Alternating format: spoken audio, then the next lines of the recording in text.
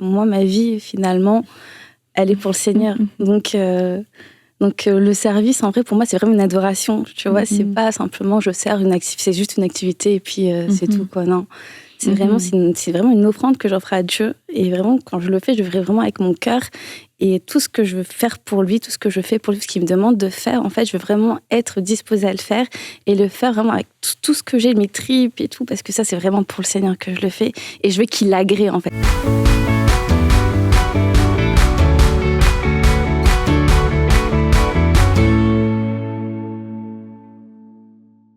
Bonjour et bienvenue à toutes. Heureuse de vous retrouver ce vendredi, de terminer la semaine ensemble. Alors aujourd'hui, on va recevoir Madvi qui va nous partager son témoignage de vie. Et lorsque je pensais à Madvi, que je vais vous présenter dans un instant, eh bien, je pensais à cet arbre planté près d'un courant d'eau qui porte son fruit en sa saison. Et vous savez, quelquefois, on a tendance à penser que la vie chrétienne, ça va être que des grands moments de révélation où on va avoir des visions, le ciel va s'ouvrir. Et puis, quelquefois, on oublie que le fait d'être planté avec le Seigneur, eh bien, sa vie, la vie qui coule en nous, eh bien, va faire en sorte qu'on va porter du fruit de façon naturelle et qu'en fait, ce qui est le plus important, c'est d'avoir un bon cœur, un cœur disposé qui aime le Seigneur et puis de maintenir cette relation. Et c'est comme ça qu'on va avancer le plus loin possible et c'est comme ça aussi qu'on va vivre des choses fortes avec le Seigneur. Et quelquefois, eh bien, je crois qu'on cherche beaucoup l'expérience, on cherche le grand moment et on oublie d'être cet arbre planté près d'un courant d'eau et on oublie de se laisser arroser, de se laisser nourrir de façon quotidienne. Mais Madvi ne l'a pas oublié et c'est la bonne nouvelle. Alors bonjour les filles, bonjour Aurélie, bonjour Stéphanie. Bonjour et bonjour Madvi, bienvenue à toi, à table, avec nous, on est heureuse. Donc ouais, c'est ça, je pensais vraiment à ça quand j'écoutais quand tu nous as partagé ton témoignage, un peu ton parcours de vie. J'avais vraiment ce passage-là, un arbre planté près d'un courant d'eau. Et puis, je trouve ça beau de voir ce que le Seigneur a fait, ce que tu vas nous raconter d'ailleurs, tout au long de cette émission. Et de voir que dans ton amour, ton attachement envers le Seigneur t'a conduite et continue aujourd'hui de te conduire. Tiens, il t'a conduit jusqu'à nous aujourd'hui. La radio. Donc, je ne suis pas paumée. Non. C'est bon, Madvi, tu es sur le bon chemin. Et donc, Madvi, on va repartir en arrière. On va commencer peut-être un peu dans le contexte de ta conversion, une très belle conversion. Et pour commencer, toi, t'es d'origine mauricienne. Oui. Et puis on peut le dire quand même avant, tu es aujourd'hui mariée aussi à ton cher et tendre mari qui nous suit actuellement et vous habitez donc en région parisienne et donc voilà, très actif pour le royaume de Dieu et différentes choses. Mais donc on revient, tu es d'origine mauricienne et raconte-nous un petit peu le contexte au moment de ta conversion, puis un petit peu peut-être l'arrière-plan. Donc oui, comme tu l'as dit, je suis d'origine mauricienne et donc en fait, j'ai commencé à connaître le Seigneur à partir de mes 13 ans. Donc en fait, quand mon grand-père est décédé, comme j'étais en fait hindoue, on a dû partir à l'île Maurice et donc parce qu'on fait en fait des prières pour le défunt en fait. Et donc je suis partie pour ça en fait. Et donc j'ai mon oncle qui est pasteur en Australie, donc qui était à l'île Maurice à cette époque, qui nous a dit, ma sœur et moi en fait, d'aller dans une église. Et comme en fait à l'île Maurice on prie un peu tout, donc prier Jésus pour moi je le faisais déjà, mais bon du coup c'était pas quelque chose qui m'effrayait ou qui était en dehors de mes convictions en étant petite. Donc on est parti à l'église. Et je me suis avancée, mais j'avais pas compris en fait l'appel, puisque comme je vous le disais, c'était normal. Donc voilà. Et c'est en revenant en fait en France, donc 2 ans après, que j'ai donné ma vie à Jésus. Donc tu avais 15 ans. Donc j'avais 15 ans. Donc j'avais 15 ans, oui. Mais tu étais hindoue avant? Oui, j'étais hindoue, oui. Est-ce que tu pratiquais cette religion? Oui. Je pratiquais, mais je comprenais pas beaucoup, en fait. Parce qu'en fait, l'hindouisme, il parle beaucoup hindi. Moi, je suis née en France. Donc déjà, le créole, je le parle très mal. Donc, puis le hindi, je le parle quasiment pas du tout, quoi. Donc ça fait que les prières, tout ça, bon, on le faisait, mais on comprenait pas forcément ce qu'on disait. Et mais j'aimais en fait, on va dire Dieu, en étant petite. Et puis un jour, je me rappelle, j'avais dit, puisqu'en fait, chez moi, dans l'appartement où on était, il y avait un côté pour les dieux hindous et puis un côté pour les dieux un peu chrétiens, catholiques, tout ça. Ok. Donc un jour, je me suis retournée vers la croix de Jésus. J'ai fait Seigneur, un jour, je serai chrétienne. Oui. Wow. Parce que justement, j'étais plus attirée en fait vers le christianisme plutôt que à cause justement de cette barrière de à 15 ans, du coup. Ouais, du coup, à 15 ans, qu'est-ce qui se passe? Et ben, du coup, à 15 ans, on a déménagé. Donc là, on n'est plus dans la même ville. Mes parents ont acheté un pavillon parce que j'ai 5 sœurs. Donc ça faisait quand même pas mal de monde dans la maison. Et un jour, en fait, mon père, il faisait que des accidents sur accident, tomber des escaliers, rien n'allait dans sa vie, dans la nôtre, même dans la famille et tout. Et puis un jour, en fait, j'ai rêvé, et puis ma grande sœur aussi, et puis ma mère aussi a rêvé. On a fait le même rêve. On a rêvé que notre père allait décéder, en fait. Et ma mère, en rigolant, elle appelle son frère. Le pasteur d'Australie. Voilà, c'est ça. Et elle lui dit, oh, tu sais, ton beau-frère va mourir. Je suis rigolant. Sacré humour dans la famille. Et donc, du coup, ce qui se passe, c'est que mon oncle lui dit non, parce que lui aussi, il a eu cette révélation et tout. Et puis il dit, mais non, en fait, il faut vraiment que tu t'abandonnes à Jésus. Il n'y a que Jésus qui peut te sauver. Il faut que tu laisses tout ce que tu es en train de faire, donc tous les rites que tu es en train de faire. Et en fait, il faut vraiment que tu attrapes le pied de Jésus, toi, toute ta famille, parce que sinon, ce sera la catastrophe pour tes filles. Ce sera la catastrophe pour ton mari va décéder et tout, parce qu'apparemment on avait fait de la sorcellerie sur nous, en fait. Et en vrai, toutes mes sœurs et moi, on devait avoir une vie de débauche, etc. Donc vraiment, pour être sauvés, on avait besoin de Jésus. Et c'est comme ça, en fait, que familialement, en fait, on s'est convertis tous. Vous êtes venus à Jésus. Nous tous, on s'est... Tes sœurs, parce qu'il y a 5 sœurs, donc vous êtes 6 filles, et vous, les 6, vous avez cru, on a besoin de donner notre vie à Jésus. Mes sœurs, elles étaient beaucoup plus petites, parce que moi j'avais 15 ans, donc je suis parmi les plus grandes. Donc elles étaient un peu plus petites, mais en fait, du coup, quand on a commencé à suivre Jésus, elles aussi, sont parties à l'église, etc. Et après, elles sont baptisées un peu plus loin dans les années. Mais là, toi, du coup, à 15 ans, c'est une vraie décision pour Jésus que tu prends. Tu sens qu'il y a un avant et un après, que ta vie a changé à ce moment-là.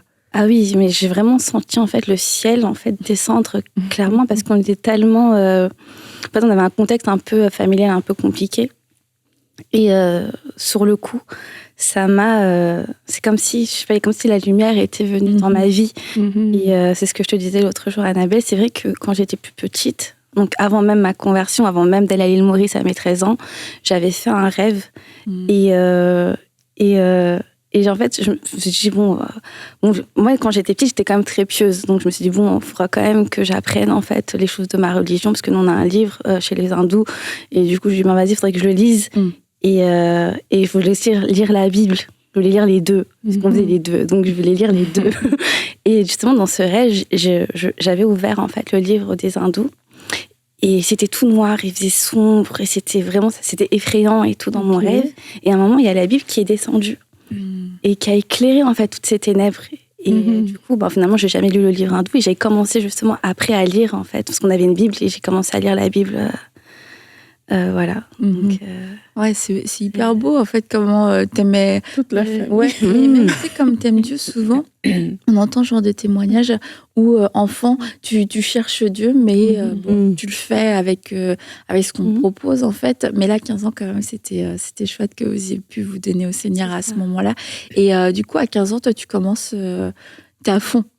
Ah oui, je suis à fond, parce que moi, c'est vraiment un bouleversement, en fait. Parce qu'en fait, j'étais très timide, j'étais très réservée. J'étais un peu dans mon coin. J'avais du mal, en fait, à m'ouvrir aux autres. En fait, j'avais besoin, en fait, de faire confiance, de voir. Je suis quelqu'un qui regarde beaucoup. Et une fois que je me sens en confiance, là, je me lâche un peu et tout. Donc, voilà. Oui, et donc à 15 ans, moi, ça m'a changé, en fait. Bon, après, il y a encore des choses quand même, parce que j'ai quand même un lourd background. Donc, Dieu fallait qu'il passe par là pour délivrer certaines choses. Mais oui, sur le coup, ça Dieu m'a vraiment réparée, en fait. Voilà, c'est vrai que quand j'étais plus petite, j'avais quand même une relation avec mes parents qui était un peu, surtout avec ma mère, qui était un peu plus compliquée, on va dire. Donc c'est vrai que quand j'étais petite, j'avais des mots assez durs d'elle. Et c'est vrai que ça a fait que ça a quand même pas mal eu un impact sur ma vie, notamment la timidité, de ne pas avoir confiance en moi, de me sentir pas aimée, de me sentir rejetée, toujours de me dire est-ce que c'est bien, c'est pas bien ce que je fais, me poser 10 000 questions. Et c'est vrai que c'était compliqué à un moment, mais Dieu est passé par là, tu as guéri et ça va, quoi. Et tu as commencé à servir assez rapidement aussi? Ah oui. Ah oui. En fait, peut-être pas les 3 mois parce qu'on est parti dans une église à côté de la maison. Donc là, on regardait tout ça, machin. Mais par contre, le parler en langue, je l'ai eu au bout de 4 mois. Ok. Ouais, donc j'ai été baptisée du Saint-Esprit assez tôt. Et par contre, je voulais tout de suite me faire baptiser. Pour moi, c'était une évidence. C'était une évidence. Le baptême, c'était pour moi super important de le faire. J'ai eu pas mal d'obstacles. J'ai dû attendre quand même que j'arrive dans l'église où je suis aujourd'hui. Pour le faire, j'ai attendu quand même 2 ans. Après, c'était... Ouais. C'est ça, la vie chrétienne, il y a des combats. Voilà. Mais oui, et puis donc, du coup, par rapport au service, oui, j'ai commencé dans l'église... pas celle où je suis, mais celle d'avant. Et en fait, on faisait la chorale à la maison. Et j'avais commencé à apprendre la guitare et tout. Donc,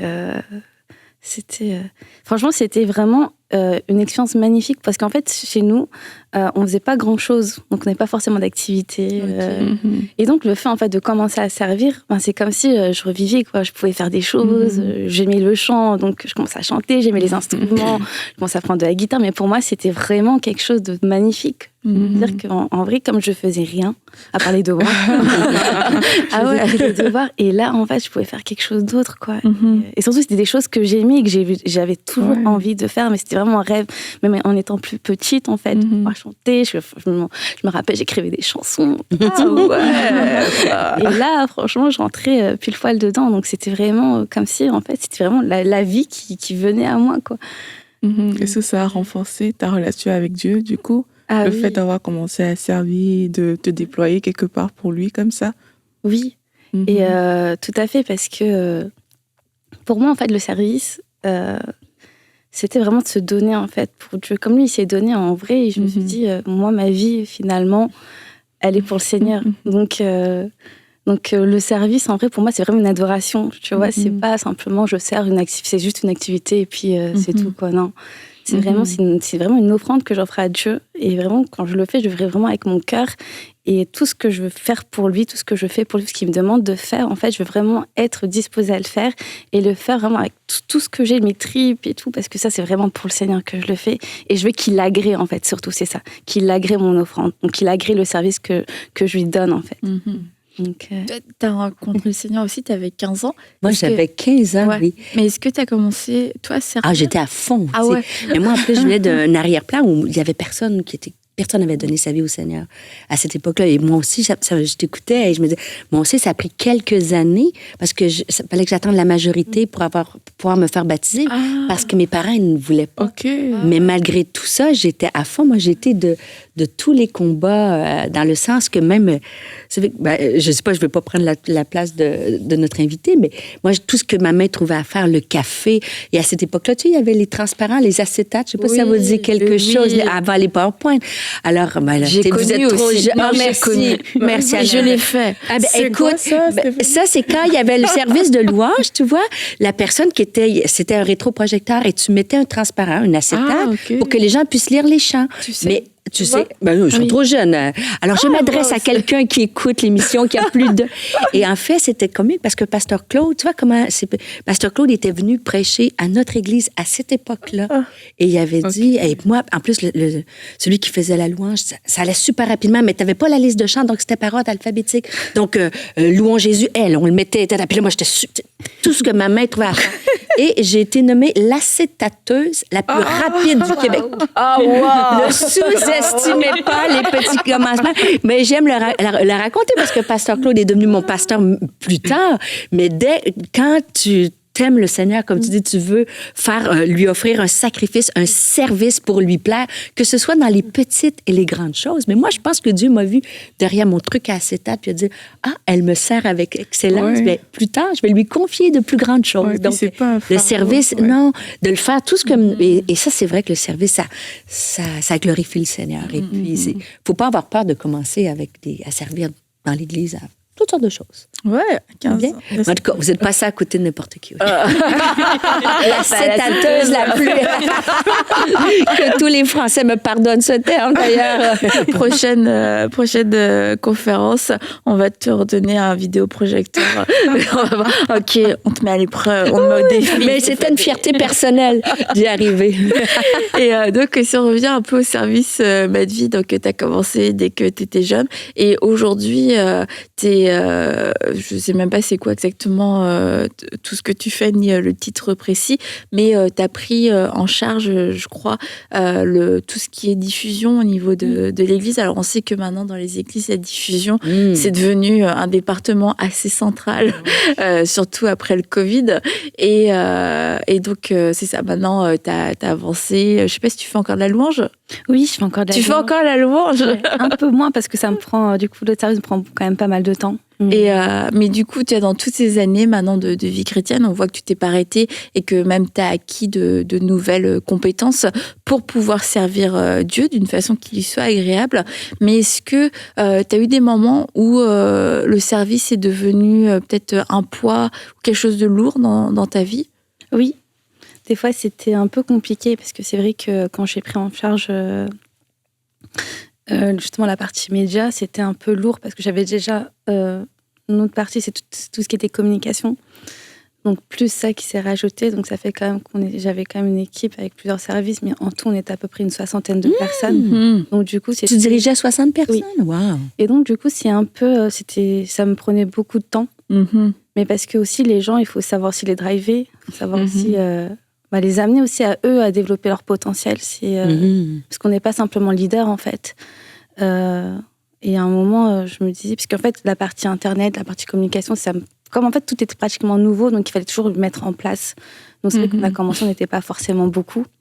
Mais bon, Dieu fait grâce et Dieu bénit les petits commencements en fait. Et j'ai dit, j'ai crié à Dieu, je fais, c'est-à-dire envoie des ouvriers quand même, parce que la vision, tu me l'as donnée. Est-ce que tu étais formée dans ce domaine-là de communication ou tu as commencé comme ça? En fait, moi, j'ai un master en marketing. Bon, ben quand même. De base. Quand même, ça part bien. Donc oui, et puis après, le Seigneur, dans ma vie personnelle, m'a montré en fait que vraiment tout ce qui était digital... Okay.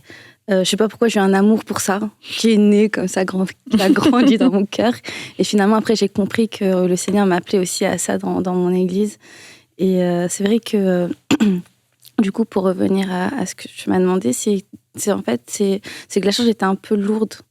Parce qu'il y avait tellement de choses. En fait, quand ça vient de Dieu, Dieu t'inspire tout le temps, en fait. Donc, tu as plein d'idées qui te viennent. Mais après, il faut savoir le temps.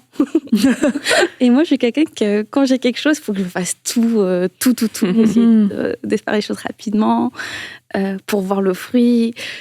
Et voilà, quand je vois que ça traîne, j'aime pas trop. Quoi. Et finalement, mon Dieu m'a montré que non, en fait, c'est étape par étape. Si ça vient pas tous, c'est pas grave. La vision, elle est là, en fait. Et elle s'accomplira quoi qu'il arrive. Donc j'ai appris aussi à être patiente. Déjà être patiente vis-à-vis de moi. Et des autres. Et des autres aussi, parce que c'est vrai que quand on est beaucoup à servir et que, en fait, chacun a son étape avec le Seigneur, chacun, en fait, a sa vie avec le Seigneur et on n'est pas au même endroit, en fait. Et quand on est leader, on doit aussi être souple à ça et pouvoir porter aussi les gens là où Dieu aussi les demande, à la façon dont ils doivent servir aussi. Et puis aussi, il faut qu'ils s'épanouissent aussi dans le service. Je peux pas être un bourreau. Voilà, quoi. Et bravo, Madvi. T'as vu. J'ai appris. Et puis bon, après Dieu m'a appris aussi à être patient aussi vis-à-vis de mes équipiers. Parce qu'il m'a dit aussi, m'a dit, regarde, t'étais comme ça, je t'ai changé, je t'ai transformée, ça a pris quand même du temps. Toi aussi, sois bienveillante en fait. Agir en fait comment moi j'aimerais que toi tu agisses, comment Dieu agit vis-à-vis de moi, agis de la même façon vis-à-vis des autres. En fait, ce que tu as reçu, tu le donnes et tu le donnes avec bienveillance, avec amour et beaucoup de patience. Comment je remarque que surtout depuis le Covid, qu'il y a beaucoup de gens qui servent dans l'église qui sont très fatigués. On n'a jamais, j'ai l'impression, entendu autant de personnes qui sont complètement épuisées par le service.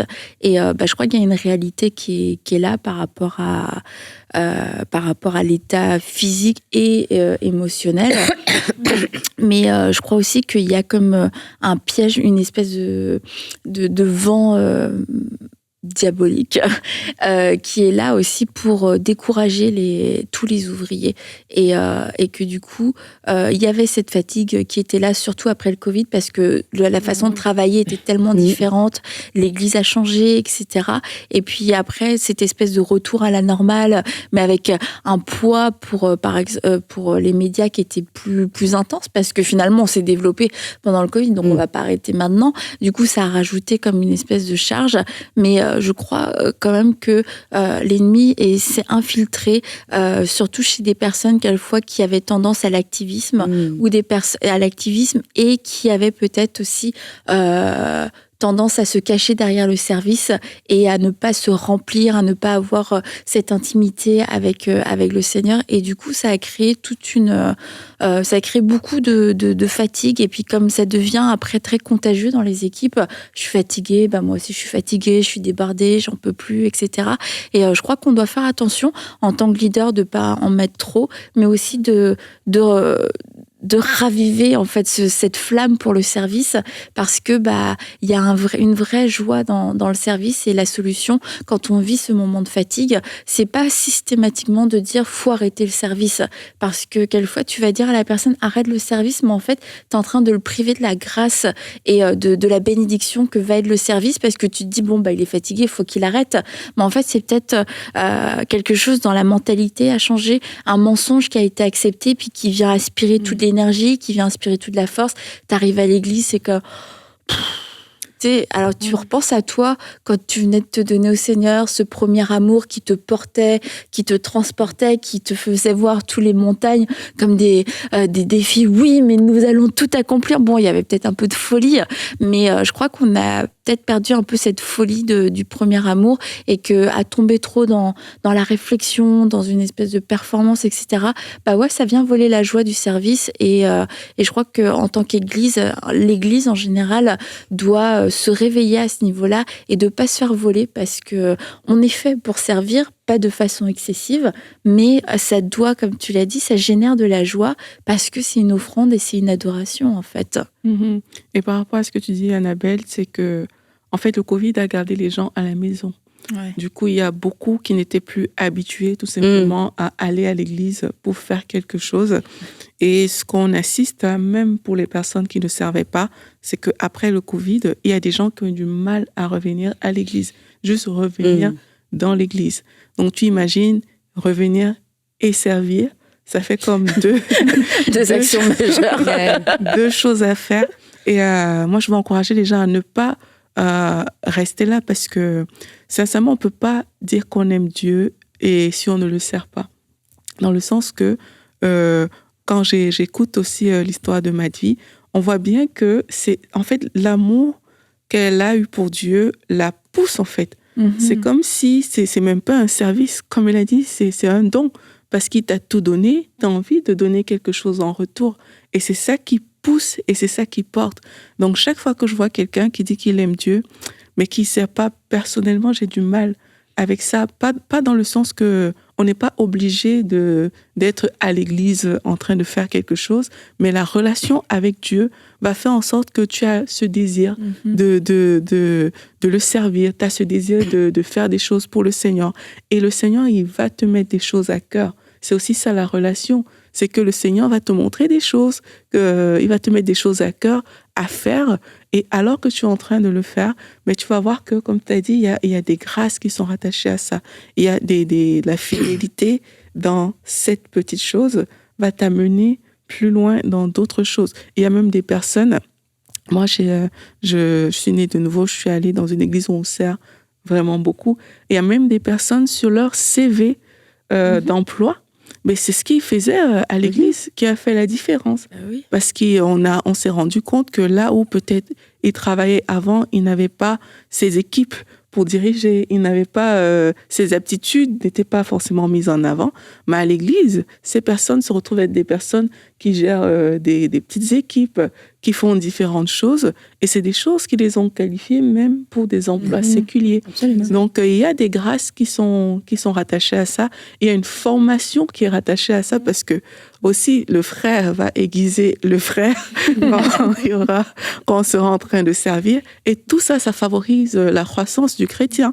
Et si tu te fermes au service en disant « Ah, mais non, de toute façon, c'est trop dur, les gens sont comme ci, comme ça. » Mais ce qui se passe, c'est que tu te prives d'une croissance que le Seigneur a prévue pour toi. Donc, à tous ceux qui ont été choqués par le Covid, qui ont été déroutés quelque part par cette saison, revenez, et même s'il faut changer de département, de type de service, revenez, mais remettons-nous à l'œuvre et en action pour le Seigneur. Et moi, je pense qu'il y a un piège aussi, c'est que souvent, quand on sert beaucoup, on devient fatigué et là, nos regards changent. On a l'impression que c'est nous qui faisons tout. Moi, c'est ce que... Et ça, c'est un piège. Et c'est aussi la vérité parce que la statistique, c'est 20% des gens dans nos églises qui servent. Donc, ça finit que ce soit toujours les mêmes. Mais des fois, on peut être frustré, mais au contraire, de dire, regarde, c'est partout comme ça dans les églises. Est-ce que ça ne veut pas dire que je ne peux pas inviter quelqu'un à venir servir avec moi au lieu de dire, je suis frustrée parce que c'est toujours les mêmes? Je sais que les femmes qui écoutent cette émission-là, elles sont spirituelles, ils se disent pas ça, mais des fois, on peut avoir l'impression que c'est toujours nous. Mais peut-être de dire, écoute, Seigneur, mets des gens sur mon chemin que je pourrais tendre la main, qui puissent venir s'impliquer. Une équipe de 60 personnes, c'est qu'il y a des gens qui ont tendu la main. Et moi, c'est au contraire. C'est vrai que le fer aiguise le fer et le frère aussi. Mais je trouve, c'est l'inverse. Moi, quand je vois, en tout cas, pour moi, mes années à l'Église, quand j'ai servi et je sers encore, et qu'on vit des moments de victoire ensemble, ça tisse des liens incroyables. Tu sais, que ce soit dans les grandes conférences qu'on a fait, de l'accueil, à servir le café, à l'intercession. Et moi, j'ai vu des femmes fleurir, même dans des œuvres humanitaires. Quand on est allé visiter des enfants malades, des femmes vivaient des choses très, très difficiles. Et quand elles servaient dans ce ministère-là, c'est comme leur fardeau tombait, puis ça redonnait espoir. Donc, le service, c'est une clé pour fleurir. Puis, bien sûr qu'on va avoir des comptes, peut-être, je dis bien sûr, mais peut-être que non. Moi, je trouve qu'au contraire, ça peut tisser. Oui, peut-être que non. Laissez-moi rêver. En tout cas, moi, peut-être que non.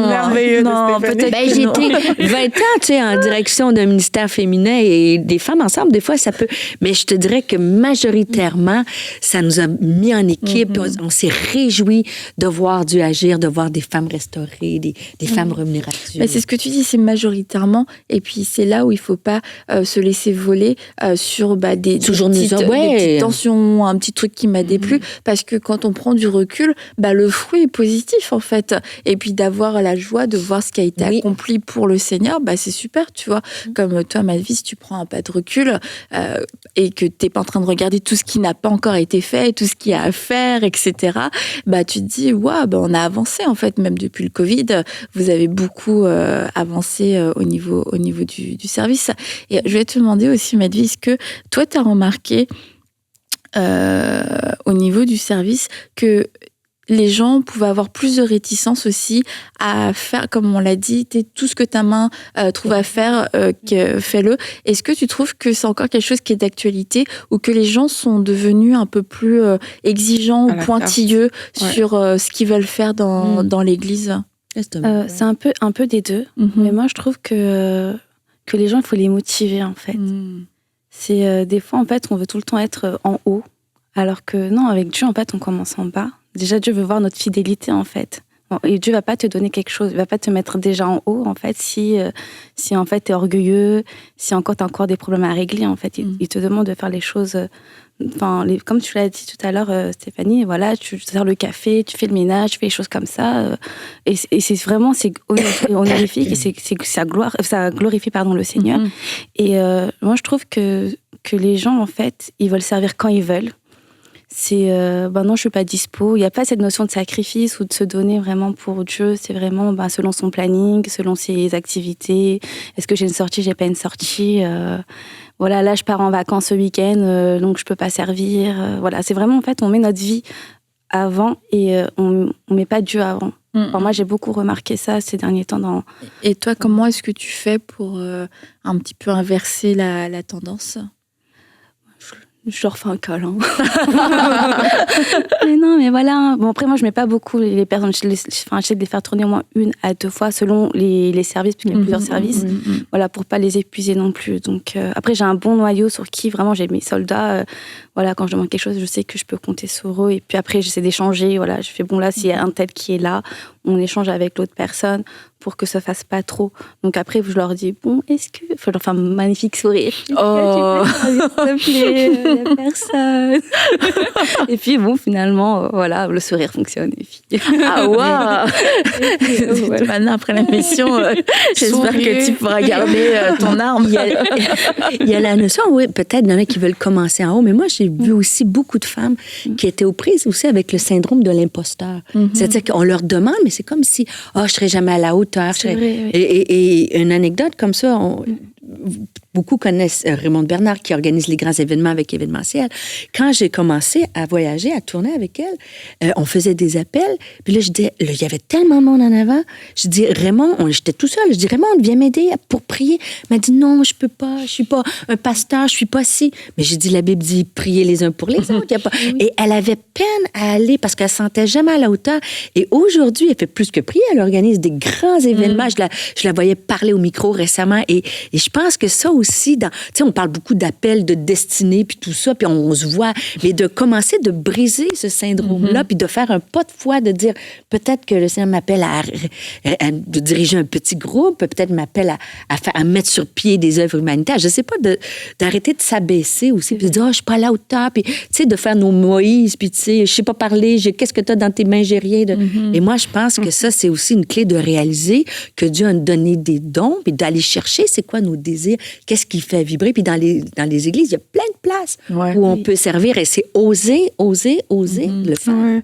Moi, je dis souvent que quand tu constates quelque chose, c'est fort probable que tu sois une partie de la solution de cette chose-là. Il y a des gens qui constatent beaucoup de choses, tu sais, Aurélie. C'est fort probable qu'ils soient une partie de la solution. Et parfois, justement, au niveau du service, on va constater des choses qui ne vont pas et on va jamais se positionner comme le solutionneur des choses qui ne vont pas, parce qu'on va se dire de fait que le responsable n'a qu'à tout voir, il n'a qu'à tout gérer, lui il est responsable, c'est son rôle. Mais l'Église, c'est vraiment comme une famille. Et quelquefois, on ne le réalise pas, mais c'est une famille. Et c'est comme si on est quelque part dans la même maison. Et dans la même maison, mais si tu vois un papier par terre, ben, t'attends pas que ce soit ta mère qui vienne absolument ramasser le papier. De fait, c'est chez toi. Tu vas prendre le papier et puis tu vas le ranger ou tu vas le jeter à la poubelle, je sais pas. Mais je crois que c'est parfois aussi cette mentalité qui manque. C'est que tout doit reposer sur un leader ou sur un responsable. Mais si tu as vu quelque chose, oui, il faut en parler avec le leader et le responsable, mais pas dans un but d'accusation, dans un but de « mais comment on peut faire pour que cette situation à l'Église ne perdure pas, pour que cette situation soit changée et comment je peux aider dans cette donne-là ». Moi, je suis convaincue que parfois on ne réalise pas que c'est même le Saint-Esprit qui nous fait voir les choses. C'est juste qu'on analyse avec nos yeux humains, mais vraiment, si tu constates quelque chose qui t'irrite, qui revient chaque fois, commence même à te dire, mais et si c'est Dieu qui me montre cette chose-là, et si Dieu te l'a montré, c'est fort probable qu'il veut t'utiliser pour être une solution là-dedans. Donc, il ne faut pas se fermer. À part des gens qui vont à l'église, je ne vois rien, je ne vois aucun problème, tout va bien. Il n'y aura plus de plaintes, ça va. Mais il ne faut pas se fermer, en fait. Il faut vraiment se dire, le Seigneur veut m'utiliser. Et si je suis un instrument, ben, il peut m'utiliser où il veut, comme il veut. Par contre, ne voyez pas juste ce qui ne fonctionne pas dans le groupe de louanges, dans les services très visibles où on est sur le podium et tout, parce qu'il y a aussi beaucoup de personnes qui sont attirées par ce genre de choses et suivant le protocole de l'Église. Il y a des églises où pour servir par exemple à la louange, il faut peut-être passer par tel endroit ou tel autre. Si tu as vraiment le cœur de servir, suis le protocole qui est instauré et c'est comme ça qu'on reconnaît quelqu'un qui est un serviteur plus que quelqu'un qui veut se produire ou se positionner en fait. Donc c'est des choses que quand on le dit, ça peut faire mal un peu, mais sincèrement, si on a un cœur pour Dieu, on est ouvert à ce genre de choses-là.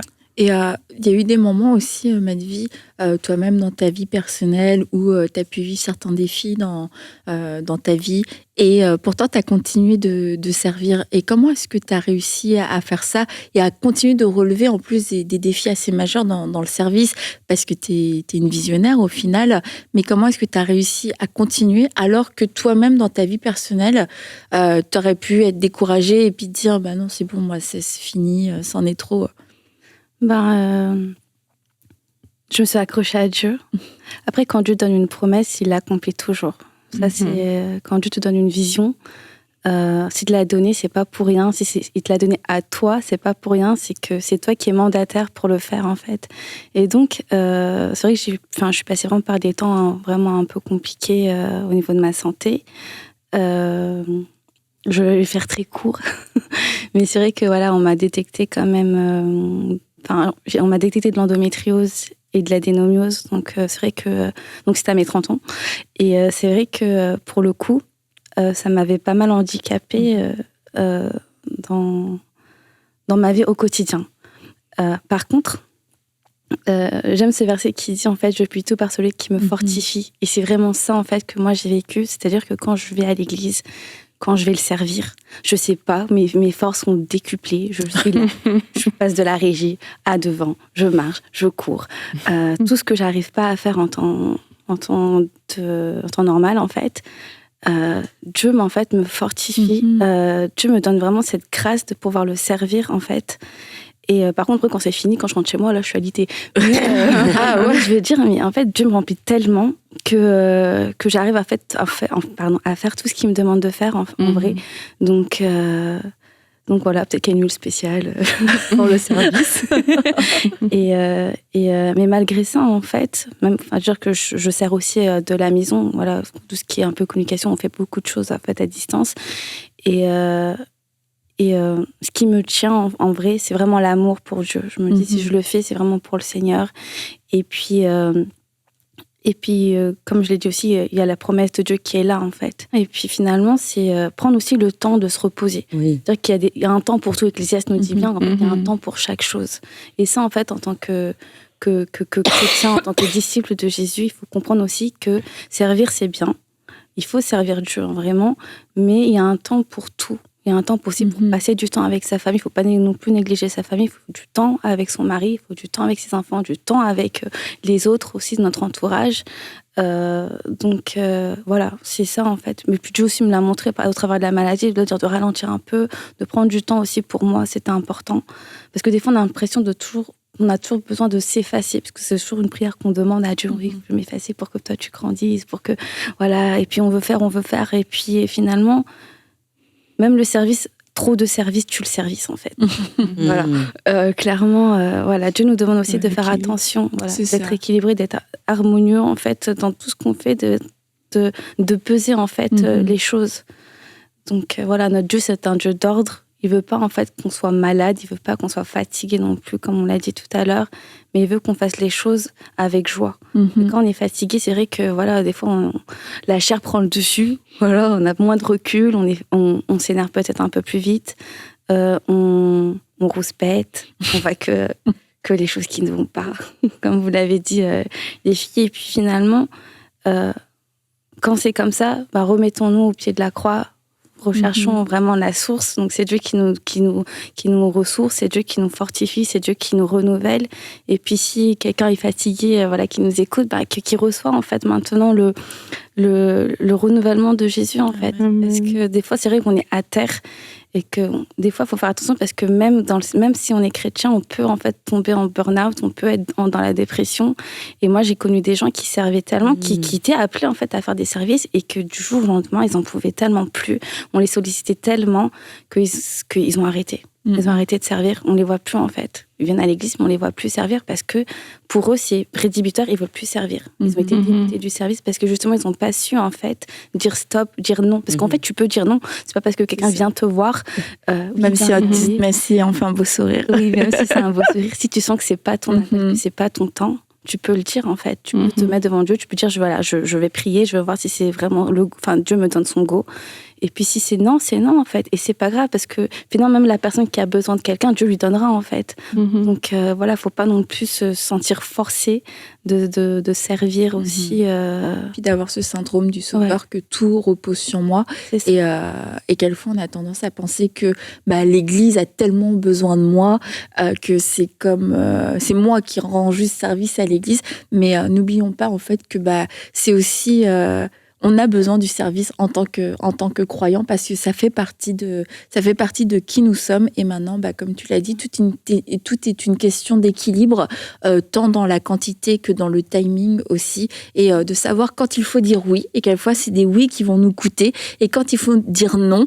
Et bien souvent, en fait, les vrais noms qui sont inspirés de Dieu, c'est des noms qui nous coûtent parce que ça vient pas de la chair, et du coup, c'est des choses auxquelles on aurait voulu dire oui, et nos oui, aussi quelquefois nous coûtent parce que c'est pas les choses qu'on aurait voulu accepter. Donc soyons disponibles entre les mains du Seigneur, prêts à servir, prêts à pouvoir dire oui quand il faut dire oui, et prêts à dire non quand il faut dire non. Et si vous avez perdu la joie du service, on prie que vous soyez renouvelés, et que s'il y a des mensonges qui se sont infiltrés en vous, s'il y a la chair à commencer à prendre trop de place, et bien que vous puissiez être aussi malléable entre les mains de Dieu pour qu'il puisse venir vous épurer, et qu'à nouveau, on puisse vous trouver heureux, en train de travailler, en train d'œuvrer pour l'œuvre de Dieu, parce que ce sera une grande joie pour vous, et je crois que ça va amener beaucoup de bénédictions. Alors ne tardons plus, parce que Jésus revient bientôt, et nous savons que les temps sont courts. Merci beaucoup Madvi d'avoir été avec nous. Merci les filles. Merci. Et on vous souhaite un bon week-end. Bye bye.